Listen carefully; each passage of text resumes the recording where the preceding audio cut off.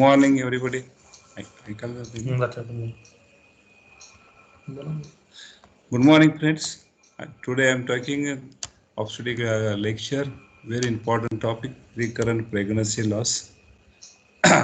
Basically, when we talk about the recurrent pregnancy loss, means we should see the definition. When there are three or more consecutive spontaneous pregnancy losses prior to 20 weeks of gestation, means the abortion. The patient has aborted successive three pregnancies.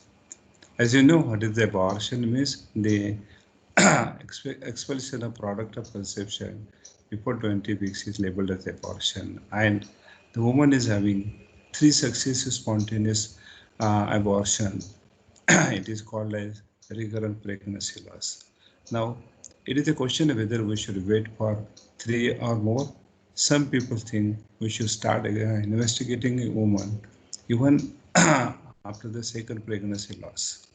If you see the actual incidence of the recurrent pregnancy loss is between 0.4 to 5% in the couples, and approximately 40% recurrent pregnancy losses will be unexplained. So if there are 100 pregnancy losses, 40% we never get any cause why the losses occur, why the pregnancy has aborted. So definition as a recurrent pregnancy losses, two or more failed clinical pregnancies. The basic reason is we should not include the abnormal pregnancy like ectopic pregnancy and molar pregnancy. So whenever the woman has aborted normal pregnancies, they are more than two or three, it is called as recurrent pregnancy loss. The definition is very important, and please remember we are not including ectopic and molar pregnancies, which are considered as abnormal pregnancy. They are not normal pregnancy. As you know, ectopic means when the implantation is occurring outside the uterine cavity, and the molar pregnancy means there is a degeneration and degeneration of the trophoblast cell, which resulted into molar pregnancy. There is no growth of a baby or placenta. So now and there are various people who tried to write down the types of the recurrent pregnancy loss. One is the primary, means the woman had no pregnancy has crossed the age of viability, means the pregnancy, any pregnancy has not crossed beyond 20 weeks. This is called as primary recurrent pregnancy loss, means all the pregnancies before 20 weeks they are aborted.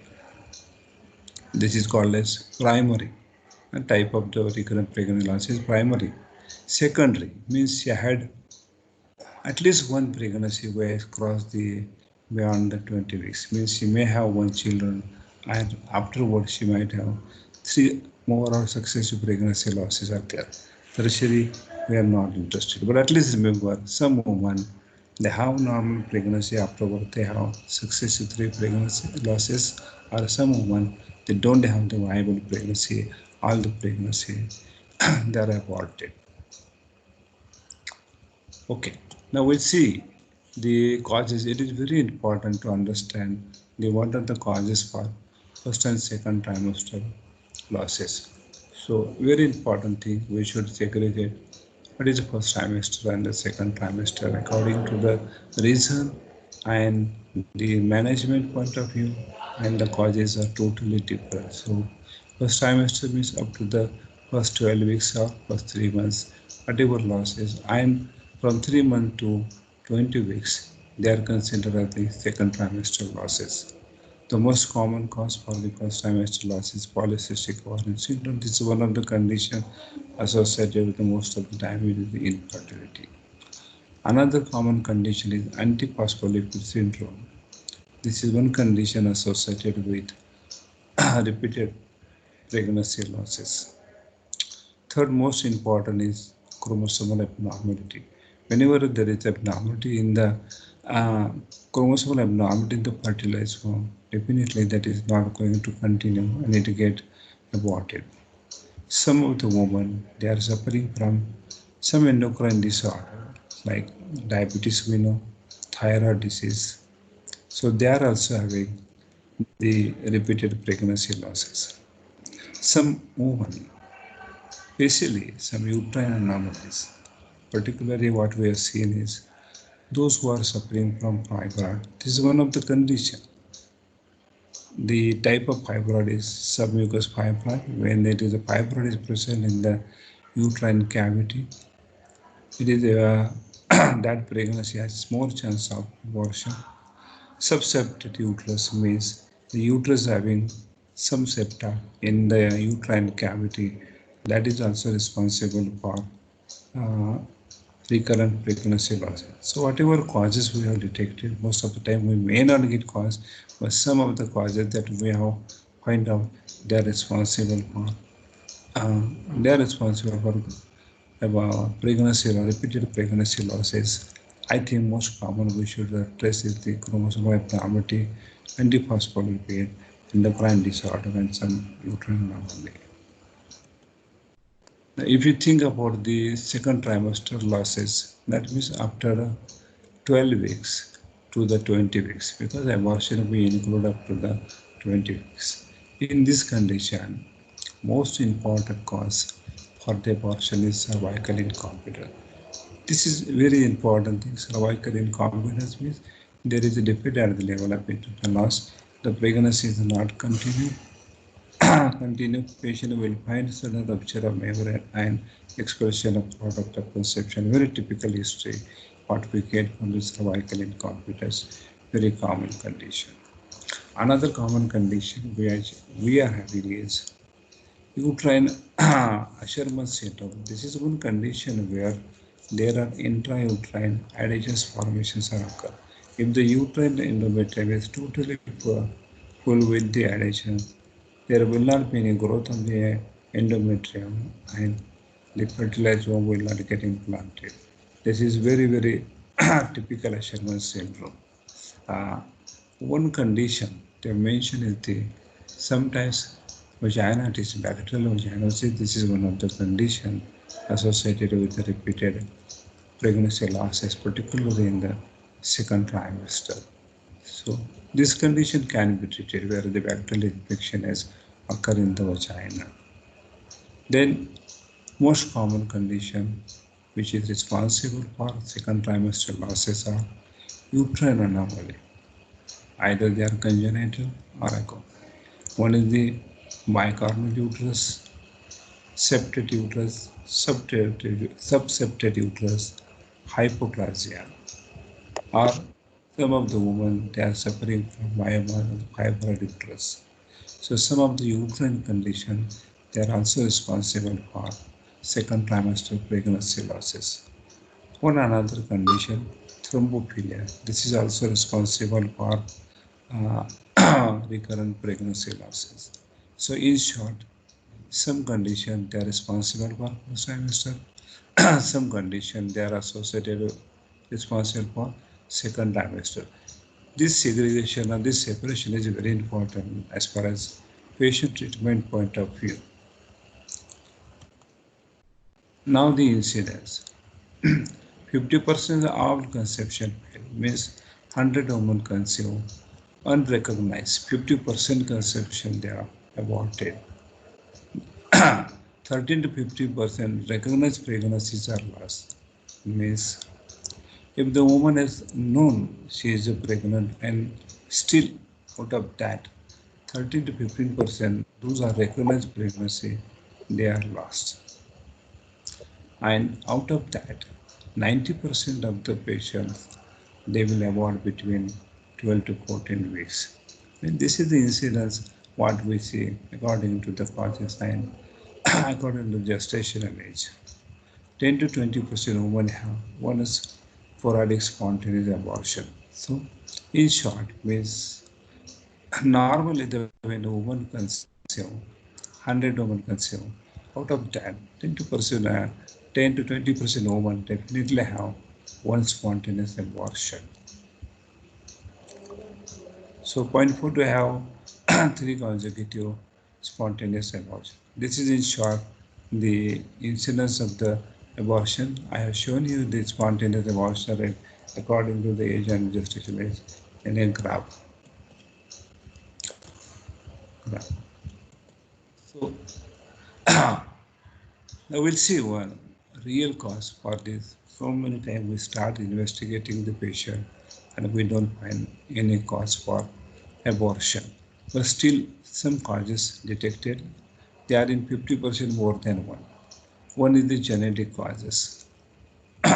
Second is the endocrine cause, diabetes, thyroid, what we have seen, infection like tuberculosis, and one common condition is Apla syndrome and thrombophilia.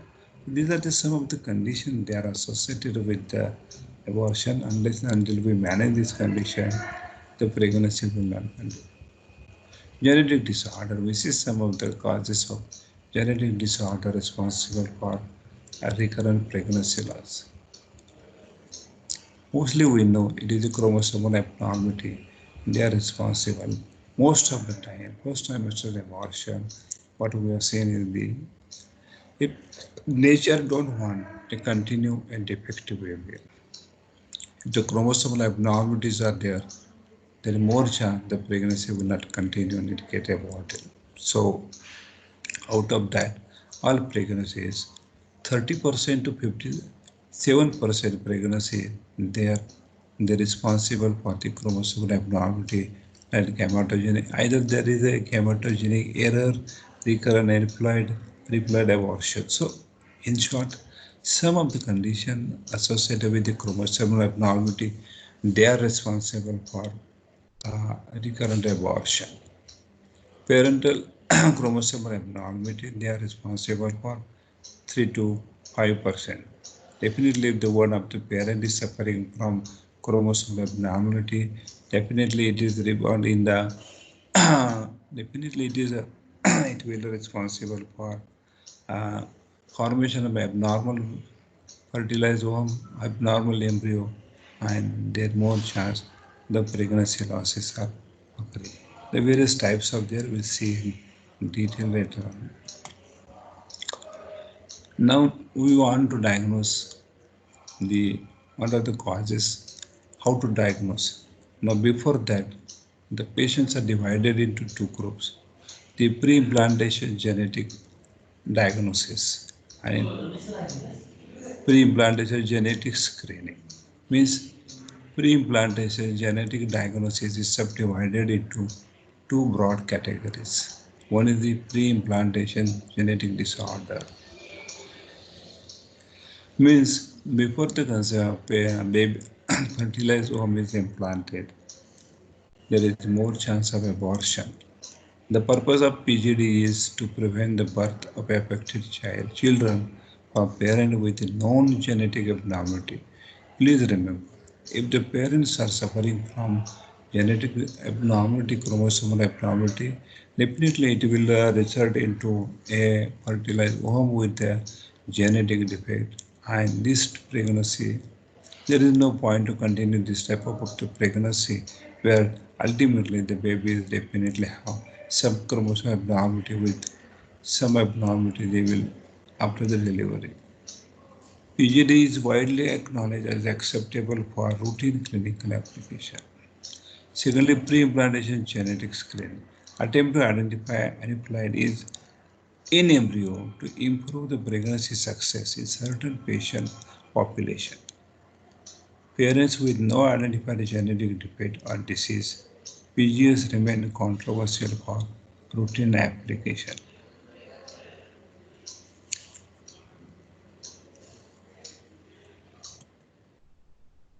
Now is some of the uterine abnormality and how we can treat this patient. Uterine septum. You know, nowadays people are doing hysteroscopic examination. Now this is one of the surgical procedure where the hysteroscope is put in the uterine cavity. Hysteroscope means we can distend the uterus and we can visualize the endometrial cavity through this scope. So if you are visualize the uterine cavity with putting the hysteroscope and if you have seen diagnose the septum in the uterine cavity, then you can resect the septum and you can put temporary intrauterine device. Means if you remove the septum, there is more chance of formation of adhesions. To avoid that, we can put. So hysteroscopy is a diagnostic as well as treatment point of view. Surgical treatment we can give also, and this is having a very good result after this resection of the septum done routinely. Intrauterine adhesions. Now, one of the conditions what we have seen is the Asherman syndrome, where there is the whole of the uterus is full with the adhesion without the endometrium. Though here also the hysteroscopy will help to divide the temporary all the adhesions through the hysteroscope, and we can put some intrauterine device, particularly copper T, that will prevent the prevent the adhesion. And secondly, if you start giving the estrogen progesterone, they will help in the growth of the endometrium. So some of the treatment, the definite line of treatment is there when we know the cause, like uterine septum or something like uterine adhesions, where a definite line of treatment will help the patient for the concern. Then fibroid, myomectomy. This is one of the conditions where we can remove only the myoma and we can conserve the uterus so that the pregnancy losses will be prevented. In a woman with a singleton pregnancy and a history of 1 second trimester miscarriage, attribute to the cervical factor means it is generally found that a normal pregnancy followed by abortion, what will be the most common cause? That will be the cervical incompetency, and it is very easy to diagnose during pregnancy by ultrasonography with a cervical ring. Suppose if you have done the the screening for the cervical ring, it is less than 2.5, 25 mm or 2.5 centimeter. It is considered as short cervix. And if you still want, you can do transvaginal also.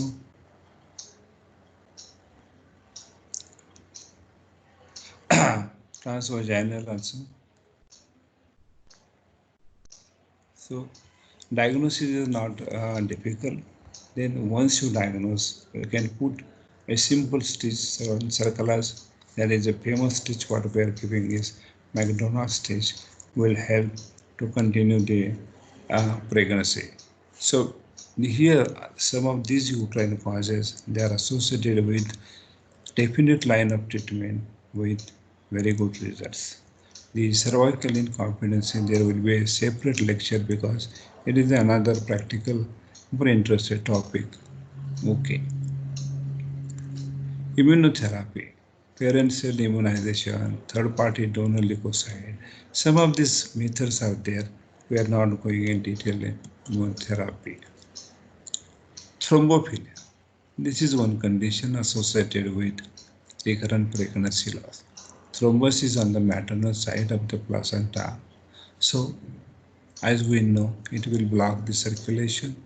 If the placental circulation is affected, it will repair the placental perfusion. There is no blood supply from the uterine artery, from the maternal artery. So this will result into late fetal loss or the growth of the baby will be affected.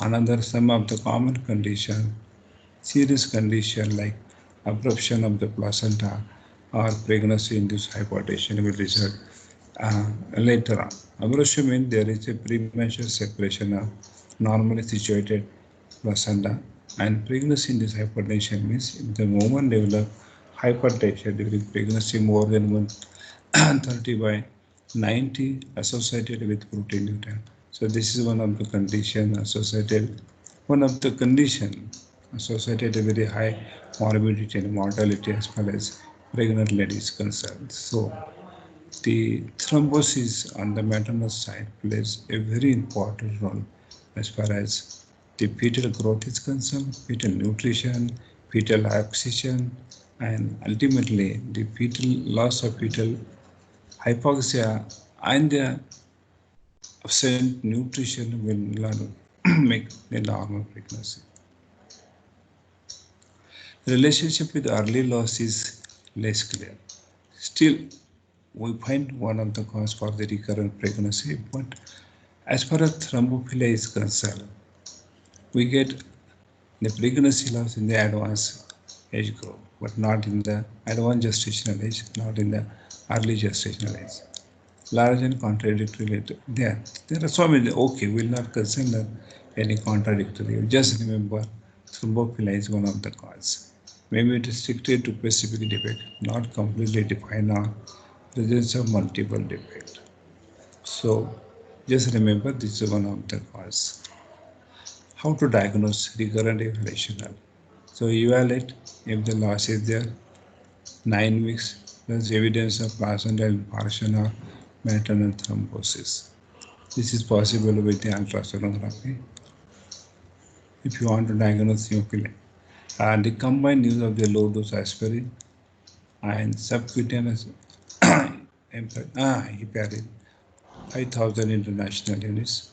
This will answer. So nowadays people are trying to use some of the drugs that will re-establish microcirculation to improve the circulation, placental perfusion, and indirectly it will help improve the circulation of the baby and avoid the hypoxia and nutritional deficiency in the baby for the maintenance and normal growth of a baby.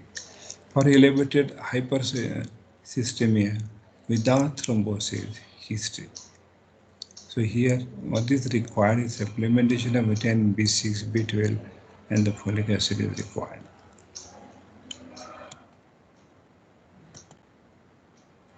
So now we'll see some of the symptoms related with the recurrent pregnancy loss. Diagnosed by revised classification.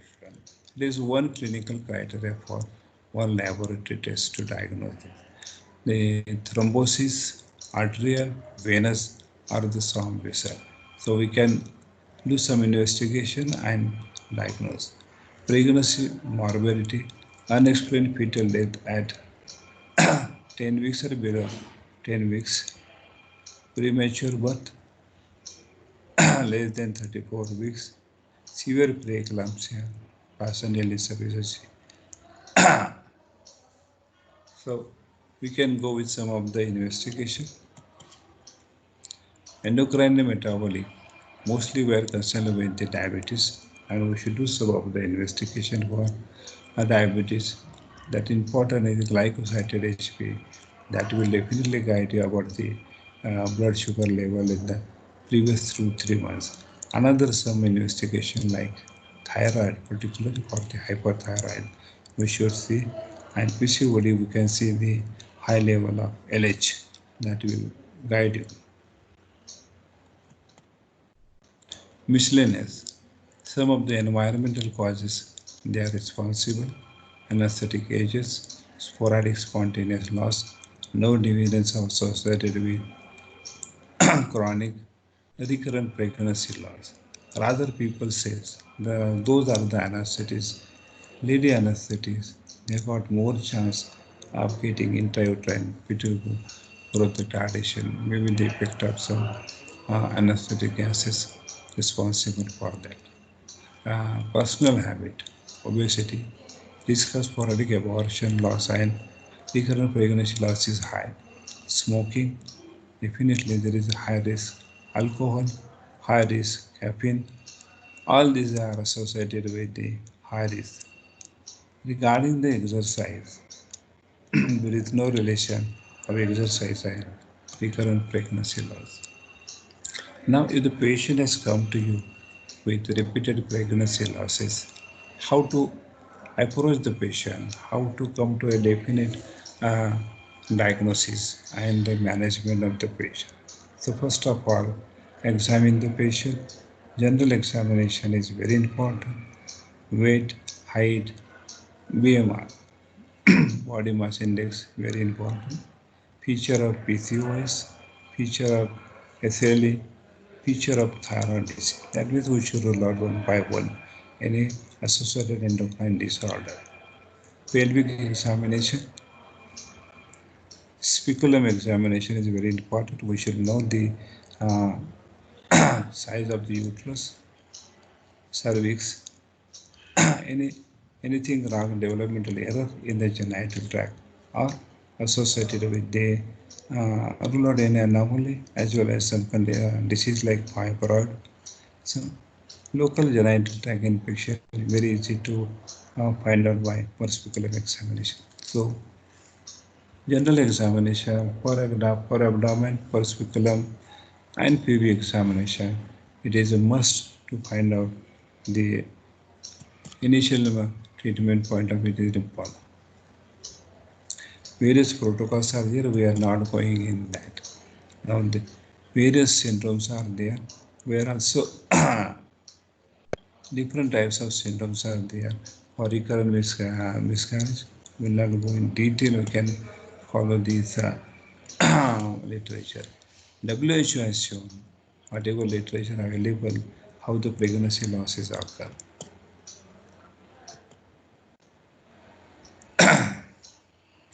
Highest counseling record related to the other diseases than require counseling. So 14% recurrent pregnancy loss, 10.8% chromosomal disorder, 4.1% the babies having neural tube defect, spina bifida or anencephaly or any other type of neural tube defect. 3.9% will have congenital anomalies, 2% will have metabolic disorder, and 1.6% have skeletal dysplasia. So in India, recurrent pregnancy loss also held the highest genetic counseling record. So conclusion, when recurrent pregnancy loss is defined as 3 consecutive pregnancy losses prior to 20 weeks from the last menstrual period, 1 or 2% of the women will be affected. So remember, what we are considering here is pregnancy loss 3 consecutive. In successive 3 pregnancy, has become pregnant 3 times, but all the pregnancies are aborted before 20 weeks. This is included under recurrent pregnancy loss. The risk of subsequent miscarriage is similar among women that have 2 versus 3 miscarriage, and the probability of finding a treatable etiology is similar among 2 groups. Most experts agree that there is a role for evaluation after 2 losses.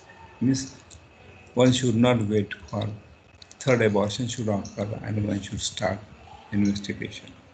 A definite approach to the etiological factors and immune molecules may help. Investigation should include karyotype, thyroid TSH, thyroid stimulating hormone, prolactin, alpha fetoprotein, alpha syndrome, coagulation studies, cervical culture, and anatomical uterine studies. So, unless and until we go with some definite protocol, we will not get the cause for recurrent pregnancy loss. With the introduction of studies, recurrent pregnancy have become more complex than earlier. Functional analysis of genetics and their products will help to recognize the recurrent pregnancy loss. Diagnostic evaluation should include maternal and paternal karyotype, assessment of the uterine anomaly, and evaluation of the thyroid dysfunction, antiphospholipid syndrome, and selected thrombophilia. So some of the causes what we have seen is we must think and we should try to rule out the particular cause for recurrent pregnancy loss. In some women, evaluation of insulin-resistant ovarian reserve, antithyroid antibody, and prolactin disorder may be indicated.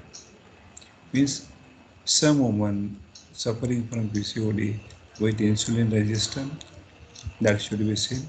Ovarian reserve, this is one of the important investigation nowadays we are doing, how much follicles are present in the result available. Antithyroid antibody, one condition, hyperprolactinemia, this is one condition associated also with recurrent pregnancy. Mostly it will associated with secondary amenorrhea also. In cases of unexplained recurrent pregnancy losses, progesterone has been shown to be the beneficial in the decreasing the miscarriage rate in women who had experienced at least 3 losses. Low dose aspirin benefit those who with a history of loss at more than 13 weeks of gestation, means the higher weeks of pregnancy, then we can think of some condition that is affecting this circulation. So low dose aspirin will definitely help. Antenatal counseling, psychological support should be offered to all the couples. She never says that they will not have a child. Rather encourage them, whatever are abortions occur, we can treat, we can manage, and they will have a full-term pregnancy. Counseling plays very important role uh, in these cases. And the major habituation to increase pregnancy success rate. Pregnancy will depend on understanding cause of pregnancy. If you know the definite cause, definite line of treatment we can give and we should have. If you don't know the cause, then it becomes very difficult to manage the patient and the prognosis point of view. And the number of pregnancy loss. The overall good pregnancy counseling is particularly greater than 60 to 65% chances of carrying her next pregnancy to term. So simple counseling will definitely help in managing. Thank you very much